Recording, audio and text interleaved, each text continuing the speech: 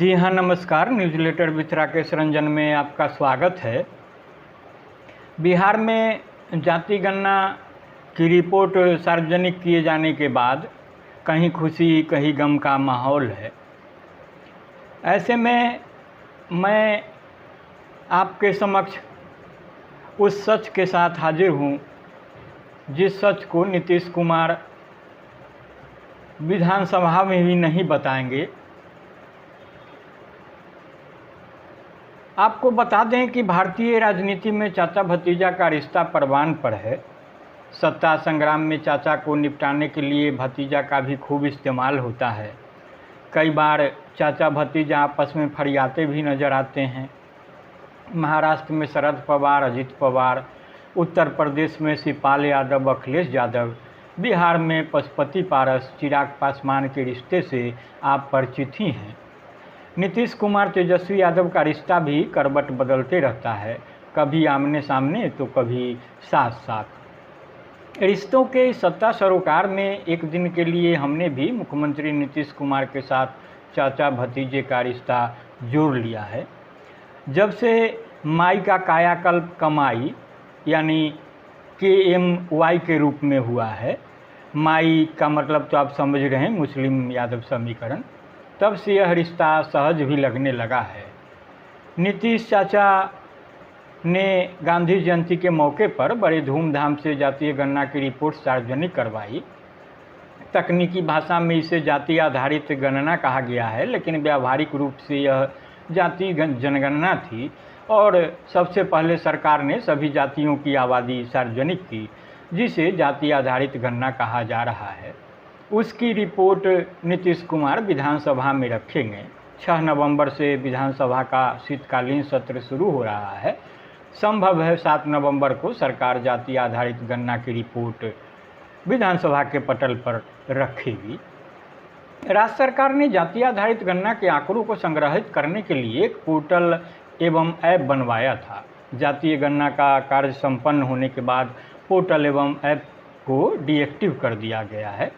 अब सभी डाटा सामान्य प्रशासन विभाग के पास है। इस पूरे कार्य के नोडल पदाधिकारी मोहम्मद सुहैल हैं।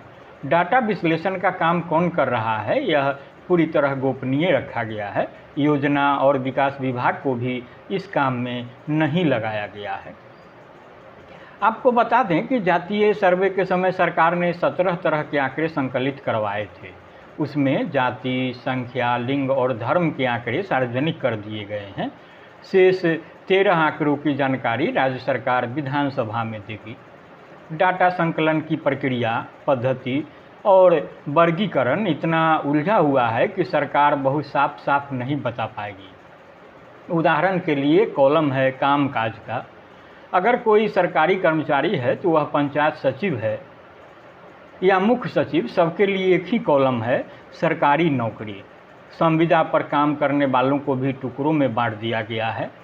सरकार ने 17 प्रकार के आंकड़े एकत्रित किए हैं। उनमें से शुरू के 8 प्रकार के डाटा का विकास के किसी पैमाने पर कोई उपयोग नहीं है, वह सिर्फ संख्या गिनने के काम आया है।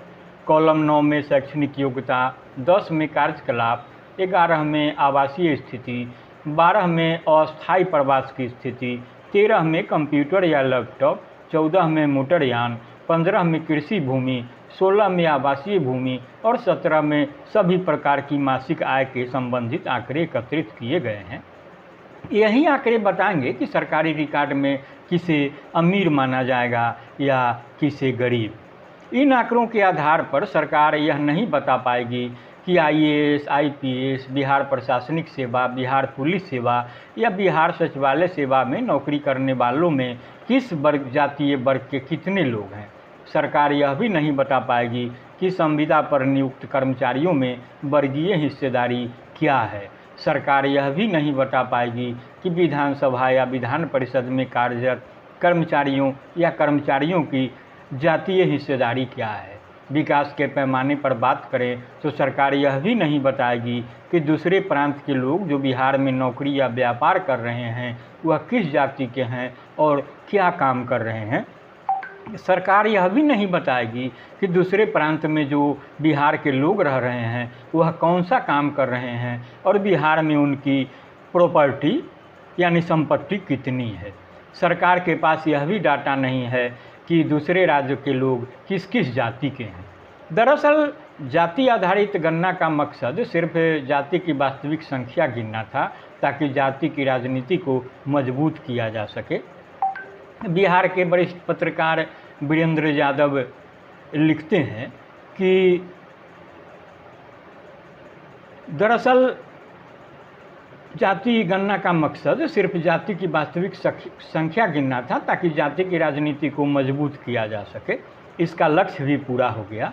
सरकार ने जातीयवादी बता दी। इस जातीयवादी के आधार पर सरकार आरक्षण के दायरे और प्रतिशत में कुछ बदलाव भर कर सकती है। इसके अलावा सरकार के पास करने का कोई विकल्प नहीं है।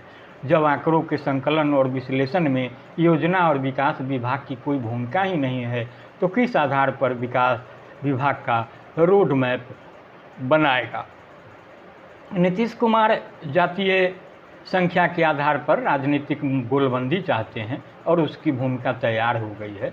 जो कुछ कसर बाकी रह गया है वह विधानसभा में रिपोर्ट पर मचे संग्राम से पूरा हो जाएगा। सरकार ने संकलित आंकड़ों के आधार पर जो रिपोर्ट जारी की है या जारी करेगी उस पर सवाल नहीं उठाया जा सकता, क्योंकि सरकारी आंकड़ों को ही सब जगह मान्यता और स्वीकारता मिलती है। बिहार सरकार की ओर से जारी जातीय जनगणना की रिपोर्ट पर राष्ट्रव्यापी राजनीति हो सकती है। जाति गणना राष्ट्रीय मुद्दा बन सकता है, लेकिन सरकार एक भूमिहार, राजपूत, यादव या कुर्मी जमींदार के कब्जे में पड़ी सैकड़ों एकड़ ज़मीन में से एक धुर भी ज़मीन किसी चमार, रजवार या कहार को नहीं दिलवा सकती है, क्योंकि सरकार की न ऐसी कोई मंशा है और न संकल्प। तो वीरेंद्र यादव के फेसबुक वाल से संभार लिए गए इस पोस्ट में की गई टिप्पणी को आप ध्यान से सुने और गुने, तब आपको पता लगेगा कि सरकार ने कितनी चालाकी की है और सरकार जो कह रही है या सरकार में शामिल पार्टियां जो कह रही है उसके उलट मंशा क्या है। तो आज इतना ही। नमस्कार।